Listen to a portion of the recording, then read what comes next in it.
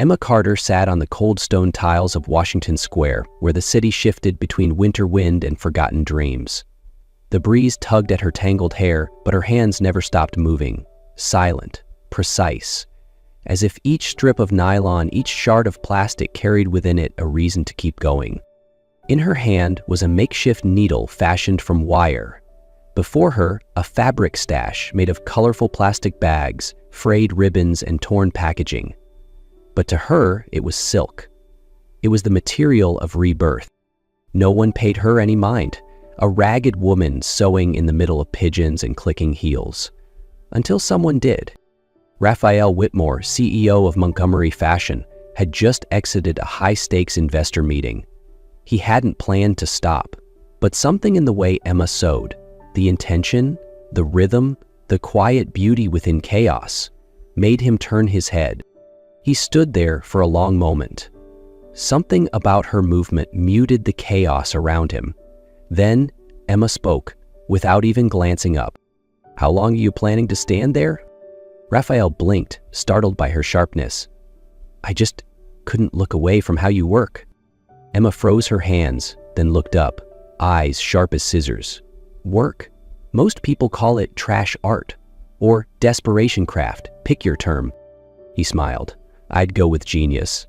Or at least something raw, something real." "Real doesn't buy dinner," she shot back. "I haven't eaten since yesterday."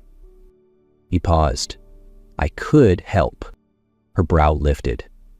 "Are you a part-time philanthropist, or just a man in a suit needing to feel generous today?" "No, I'm Raphael Whitmore." Her eyebrow arched higher. "Ah, one of those. The kind who believes fashion starts in Paris, not in alleyway dumpsters." "Maybe today I'm wrong," he said, taking a step closer, "because I just saw the most stunning dress I've seen in years, and it's made from things no one else would look at twice." Emma stared at him, unmoving, her face unreadable, but her eyes held fire. "Be careful, Raphael Whitmore," she said slowly. "Trash, when handled right, can cut deeper than silk." After a silence tight as thread, Raphael reached into his blazer pocket and pulled out a cream-colored business card. He extended it to Emma. "Tomorrow night, Montgomery Fashion is hosting a showcase for emerging designers," he said. "I want you and that dress to be there." Emma took the card, reading the embossed gold lettering. Her brow furrowed. "You want me to bring a trash dress to a high society gathering? It's not a party, it's an exhibit. And no, I'm not inviting you out of pity," Raphael replied. "I'm inviting you because what you're making is original, soulful, technically brilliant, and more than anything, it makes people stop." Emma said nothing. She flipped the card over once, then again. "Will you come?" he asked. She looked up at him, not smiling. "Do you know why someone homeless might not trust an invitation that sounds sincere?" "Why?" "Because they usually end in one of two things: disappointment or doors slamming the moment your truth shows up." Raphael stepped back, giving her space but not withdrawing his gaze. "If you show up, I'll be waiting at the door, and if anyone tries to turn their back on you, they'll have to go through me first." Emma studied his eyes for a long moment, then tucked the card into the pocket of her tattered coat. "I'll think about it, but if this turns out to be a joke, I'm quite skilled with a needle, and I know exactly where to aim." Raphael chuckled. The first time all day, he looked remotely relaxed. "Noted." The next evening, Emma stood in front of the Montgomery Fashion Gallery, clutching her recycled bag. Her hair was tied with a rubber band found on the sidewalk, her shirt faded, her pants torn at the knees.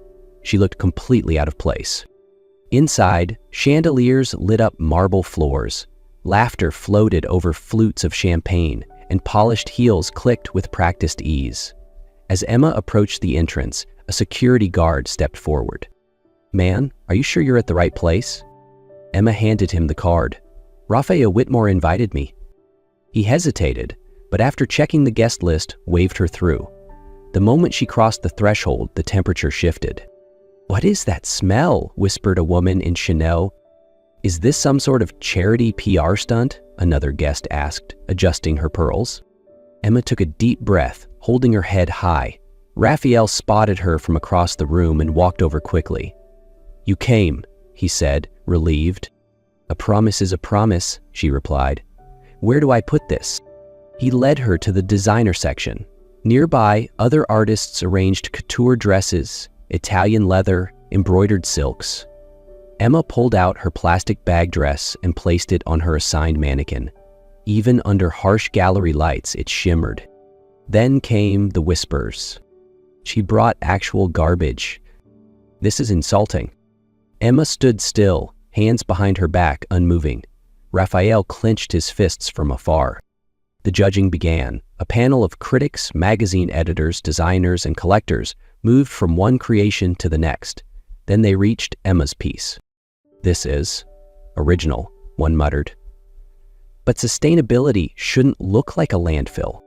"Interesting cuts," another admitted, "but the material ruins it." Raphael stood up. "With respect, you're missing the point. Look past the plastic. Look at the construction, the symmetry, the use of texture and tone. Technically, this is the most refined piece here tonight." Silence fell. After a brief private discussion, the host returned with an envelope. "The winner of the Technical Innovation Award is entry number 7, Emma Carter." Emma froze. A few polite claps followed.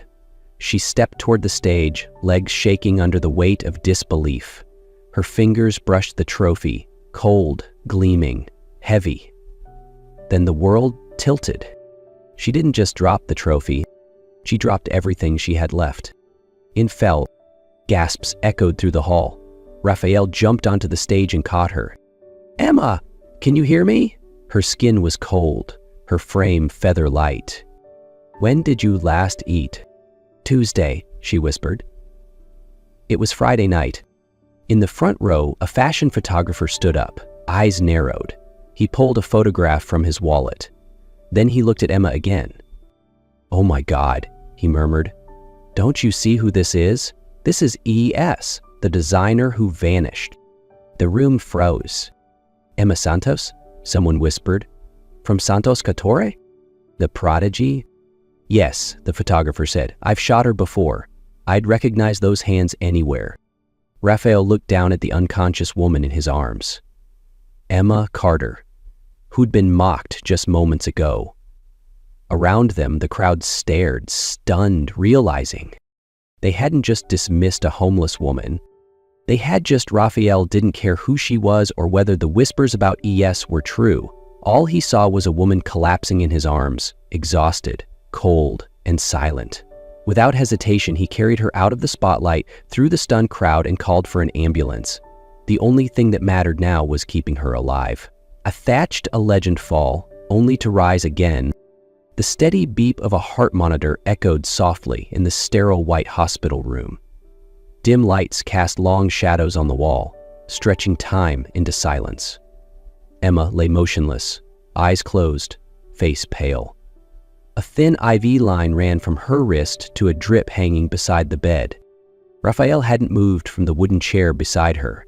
His hands were clasped, eyes locked on her face. He hadn't left since the moment he brought her in. When Emma opened her eyes, the first thing she saw wasn't the ceiling, but him. His face, tired, worried, but relieved.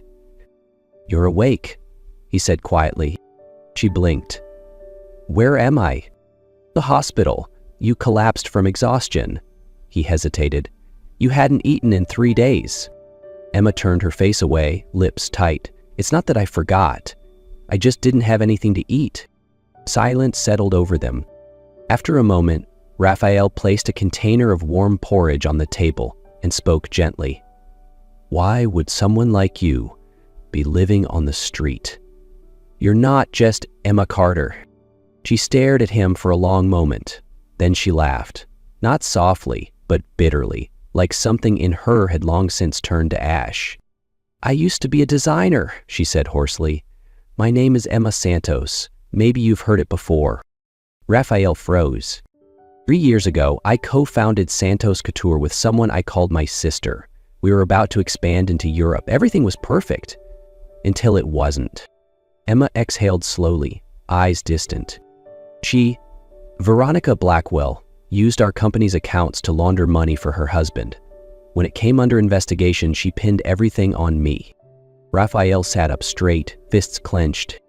The media destroyed me. Investors pulled out, stores closed, my accounts were frozen. I tried to fight back. I filed complaints, contacted the police. But the evidence she presented was too perfect. Her voice dropped. No one believed someone like me could be framed. "You didn't fight?" he asked softly. "I did. Then I disappeared. When you have nothing left, silence is the only way to survive." Emma remembered the night everything collapsed, so vividly that each sound still echoed in her memory like a haunting melody she couldn't turn off. She walked out of the Santos Couture headquarters with red flashing lights behind her, police sealing the glass doors. Reporters swarmed outside. Camera shutters fired like bullets. People who once shook her hand, who called her a genius, now looked at her like a criminal. No one asked her what happened. No one gave her a chance to speak. Just one night, and it was all gone. The brand, the respect, the assets, the friendships. She didn't even have time to pack a bag. Everything was frozen. In the end, the only thing left was her name, and even that started to rot. She drifted through the days, sleeping in subway stations, eating leftover bread from corner stores. Each morning she woke up, she lost another piece of faith in the world and in herself. There were nights when she sat on the curb in the freezing rain of December, asking the same question over and over. Why? It wasn't because she lacked talent. It wasn't because she made a mistake. It was because she trusted the wrong person. She was wrong once, but the price was everything. Again, the room fell silent. Finally, Raphael spoke, his voice steady. "I believe you." Emma turned to him, eyes wary. She'd heard those words before, from someone she once called friend. But this time, she didn't just hear them, she saw them. In his eyes, and for the first time in 3 years, she wanted to believe. 3 days after being discharged, Emma stood before the gleaming glass tower of Montgomery Fashion House, staring up at the silver letters that shimmered in the morning sun. In her hands, a faded canvas bag held a few coils of string, some flexible plastic, and a worn sketchbook. She took a deep breath. Though she'd never admit it, her heart was trembling. For the first time in 3 years, she was entering a fashion house not as a stray, but as someone invited, with a real position. "I want you to lead the design team for our brand reinvention," Raphael had said, just hours after she was released from the hospital. "No one understands what it means to make something out of nothing the way you do." Emma hadn't answered immediately. The past had taught her sweet invitations often came with sharp knives, but deep down she knew if she still believed in herself, even just a little, this might be her last chance. She stepped through the marble lobby, polished, grand, cinematic. The receptionist smiled as Emma handed her a temporary badge. "Welcome back," she said, but curiosity lingered in her voice. Gossip moved fast here. The elevator to the 16th floor, the design hub, felt like walking a tightrope. When the doors opened, the room fell into a hush. 10 designers were working at their stations, mood boards covered the walls. Some glanced up, others didn't bother hiding their surprise or their annoyance. "She really showed up," whispered a platinum blonde to her neighbor. "CEO pulled a homeless woman off the street and made her our team lead," another muttered, loud enough for Emma to hear. She didn't flinch. She knew disdain. She had lived in it, breathed it, worn it like a second skin. Emma walked to the one empty desk. No one had offered it to her, and calmly began unpacking her bag. Piece by piece, she laid out her materials as if they were silk from Milan. Some clear plastic sheets, a broken zipper, discarded netting from an old freezer bag. A young designer snapped her gum and called out, "So, what? Are you going to teach us how to stitch garbage?" Laughter rippled through the room. Emma looked up, steady and calm. "I'm not here to teach. I'm here to work. What you learn from that is up to you." The room stilled for a beat. Then music resumed from a speaker in the corner. Everyone returned to sketching, pretending she wasn't there. Emma didn't care. She picked up her scissors and started cutting. No silk, no fancy tools, just discarded material and precision. She didn't speak much. She arrived early, left late, every day, and by the fourth morning, everything changed. Emma stood before the main mood board and pinned up her first creation, a meticulously sketched design accompanied by a physical prototype of a cocktail dress made from translucent nylon.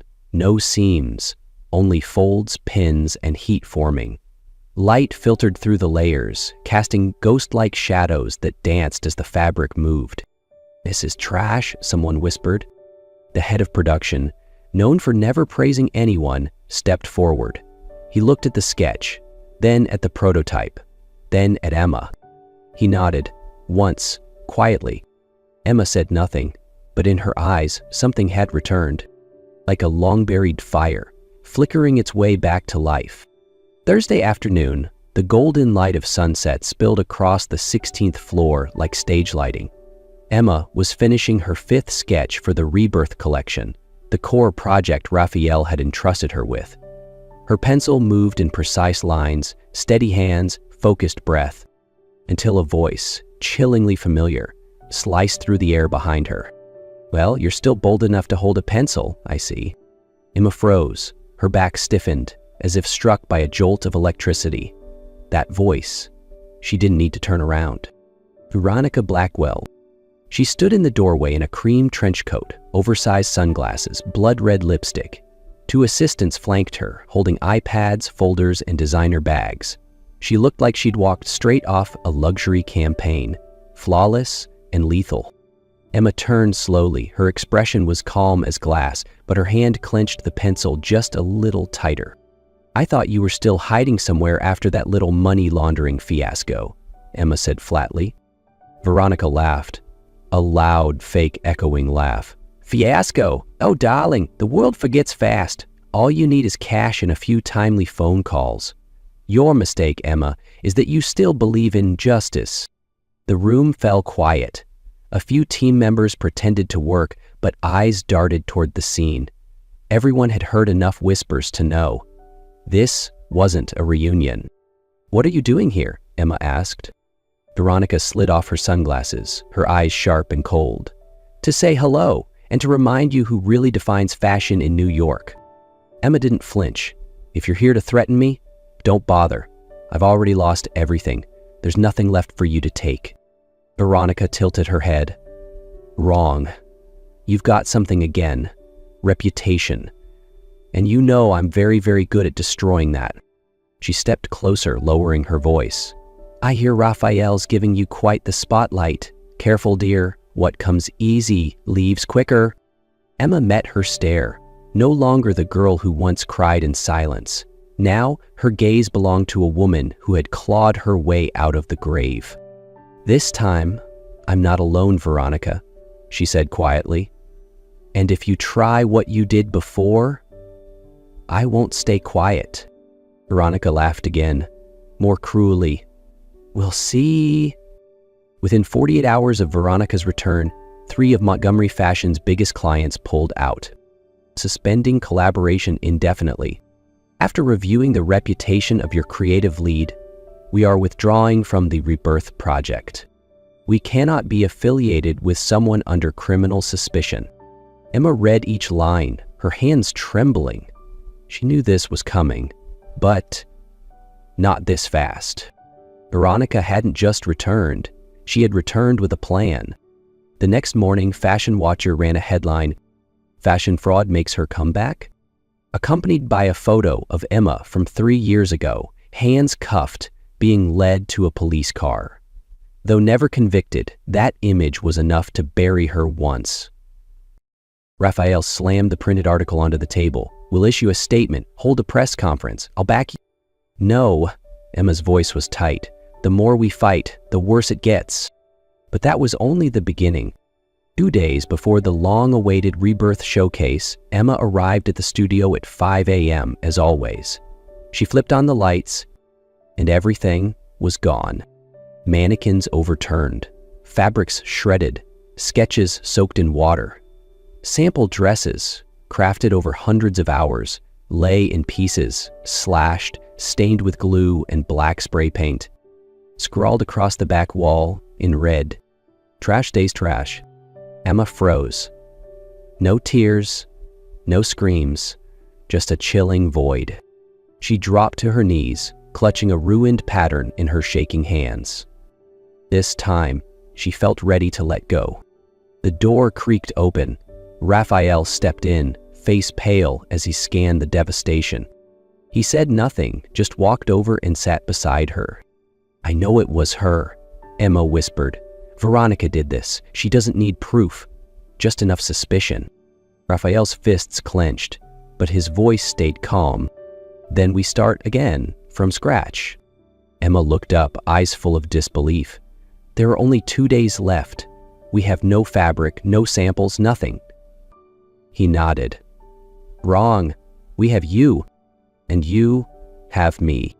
After the studio was destroyed, Emma sat in the small conference room, her head low, hands stained with ink and glue. Raphael stood beside her, gaze unwavering. "We can cancel the show," he said. "No one will blame you." Emma looked up, her eyes no longer dim. "No, I had my dream stolen once. I won't let anyone take it again."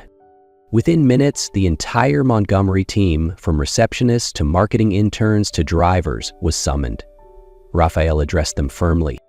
"We have no silk, no crystals, no French lace. But we have something better. People."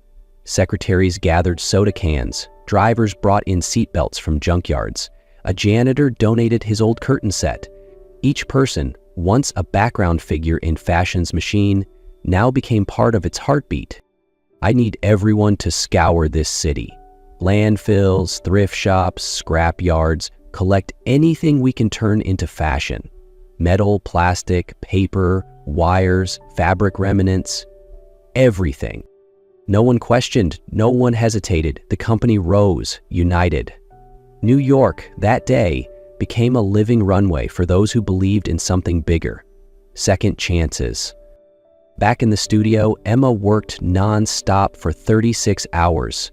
Her hands glued, cut, pinned, burned, and stitched raw materials into new life. She turned soda cans into corsets, candy wrappers into lace, garbage bags into sleek ball gowns. Her fingers trembled, but her eyes blazed. By 5 p.m., just 3 hours before the show at Lincoln Center, the collection was ready. The Lincoln Center stage shimmered under the lights. The hall was packed. Vogue editors, fashion bloggers, creative directors, supermodels, all came for one name they never expected to hear again: Emma Santos. Then the music began. Models walked with creations the world had never seen. Evening dresses crafted from heat-melded plastics, coats made from repurposed bus seat leather, shawls from decommissioned rescue parachutes. Each piece declared, "What's discarded isn't trash, it's forgotten beauty." When the final model walked out, the room rose to its feet. Lincoln Center had never seen a night like this. The lights bathed the runway in brilliance, but every eye in the room was fixed on the catwalk, where each model's step carried not fashion, but defiance. Not against trends, but against judgment. When the final piece appeared, a sweeping ball gown made from hundreds of heat-molded plastic fragments, the lights hit it just right, refracting into a living kaleidoscope. The room held its breath. And then Emma stepped out. She wore a simple white shirt and black trousers. No extravagant makeup, no diamonds, but the simplicity made her unforgettable. Then came the applause. Loud, relentless, no polite standing ovation. People surged to their feet like something inside them had burst open. Emma stood still, her fingers gently gripping the hem of her shirt, not from fear, but to hold in the tears she no longer needed to cry. From the wings, Raphael watched. His body was aching, dark circles etched under his eyes, but his gaze was full of awe. He wasn't looking at a woman who made it. He was looking at someone who'd been reborn. When Emma walked backstage, she didn't speak. She just looked at him, eyes rimmed red, and rested her head lightly on his shoulder. She whispered, "Thank you for not giving up on me." He held her close and replied, "You didn't need saving, we saved each other." The first time in 3 years, she was herself again, on the very stage that once cast her out. After the Lincoln Center show, Emma and Raphael became the center of fashion media. Praise poured in.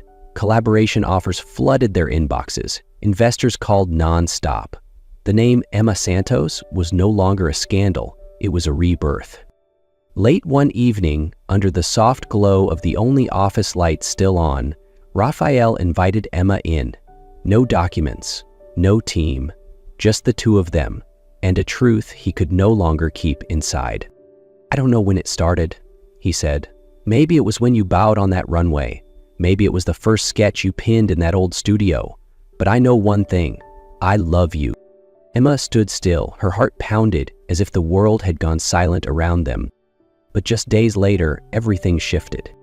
Montgomery's board called an emergency meeting. Behind closed doors, they didn't mince words.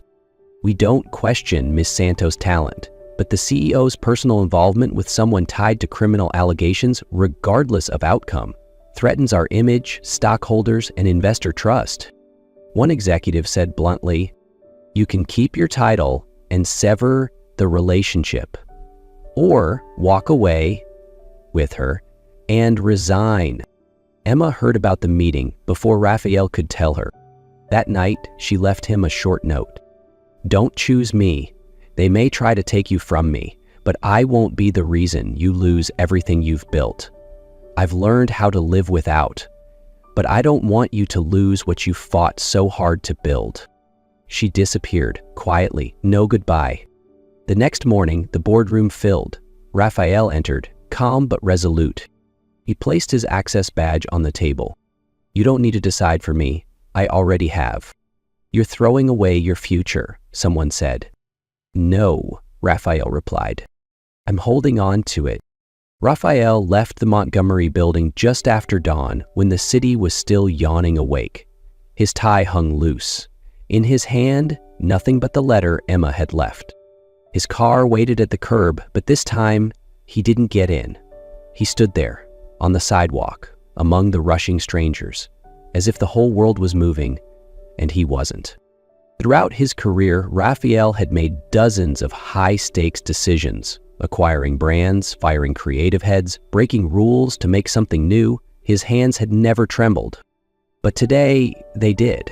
Not because he lost a title, not because the future was uncertain, but because, for the first time in his life, he loved someone so deeply, he feared she might be gone for good. He opened her letter again. Her handwriting was soft, small, careful, just like how she treated scraps of fabric no one else wanted. "I've learned how to live without, but I don't want you to lose what you've built." The words cut deep. Emma thought she was protecting him, but she didn't realize she was the only thing he had never owned and couldn't afford to lose. Raphael took a long breath. He stepped to the edge of the street and raised his hand for a cab. No assistance, no private car, no CEO badge.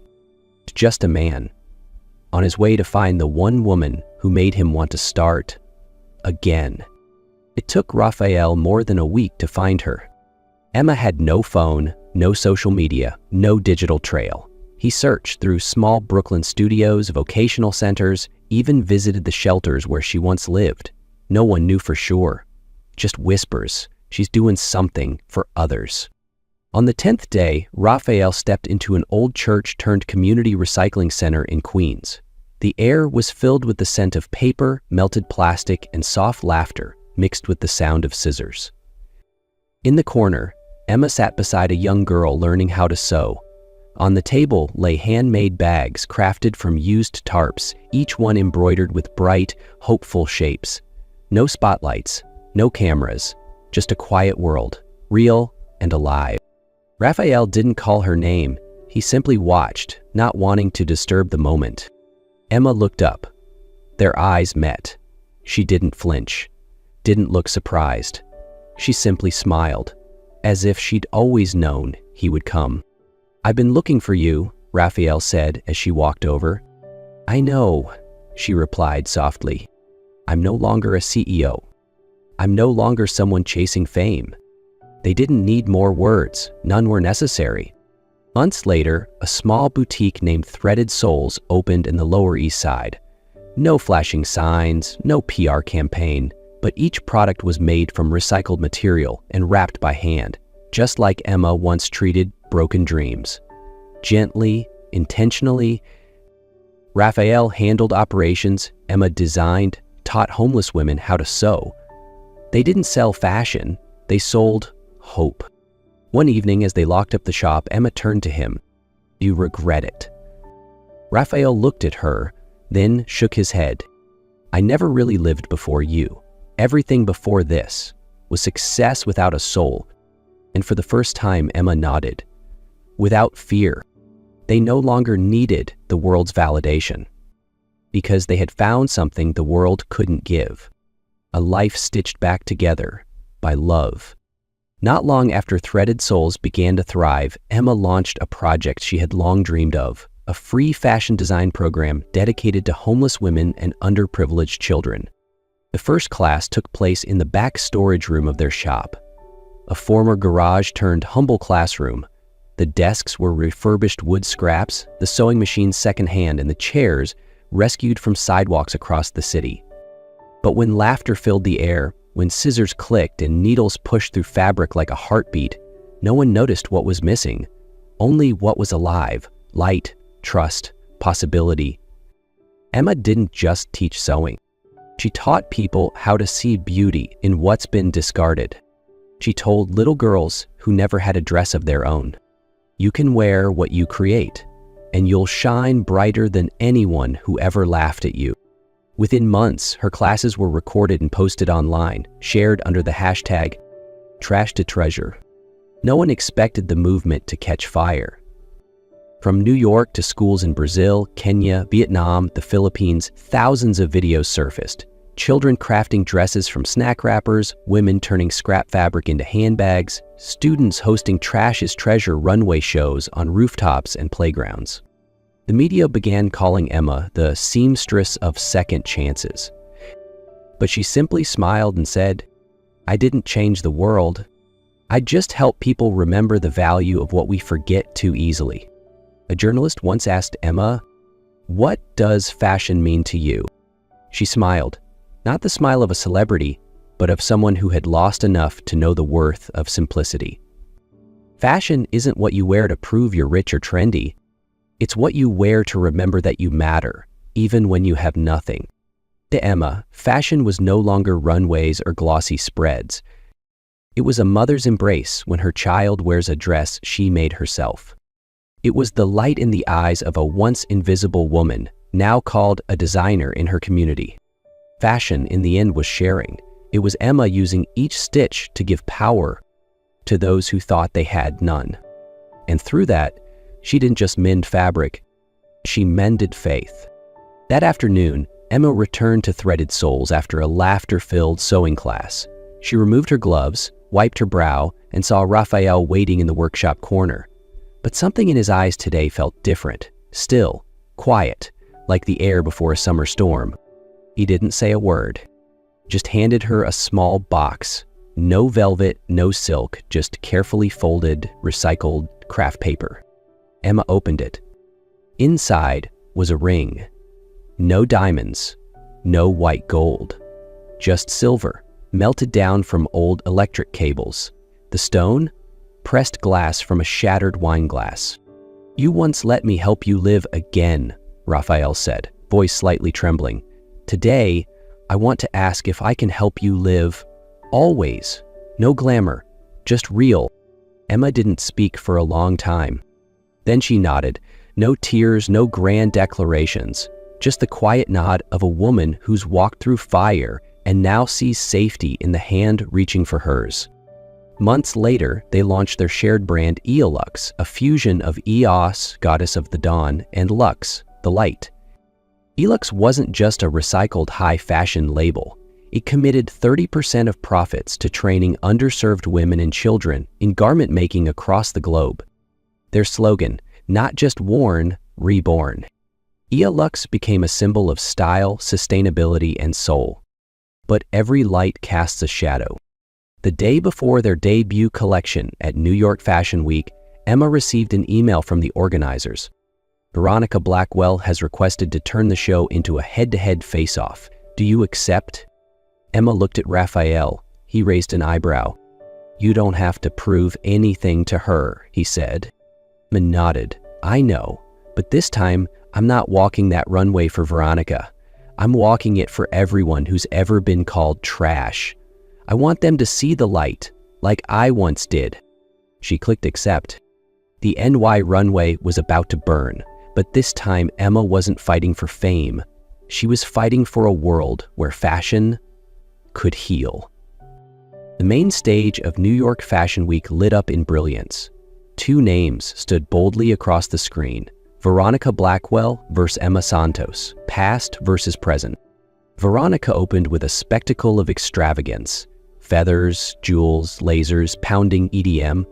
Every piece was expensive, meticulously crafted, but as the models walked past, the audience's eyes remained empty. It was all beautiful, yet utterly soulless. Then the lights shifted, the music softened, and Emma began. Her show wasn't just a runway, it was a story of rebirth. Each design told a chapter. A suit made from torn bus tarps, echoing the nights she slept in train stations. A cocktail dress from scrap cables and melted metal, like the chaos of being wrongly accused.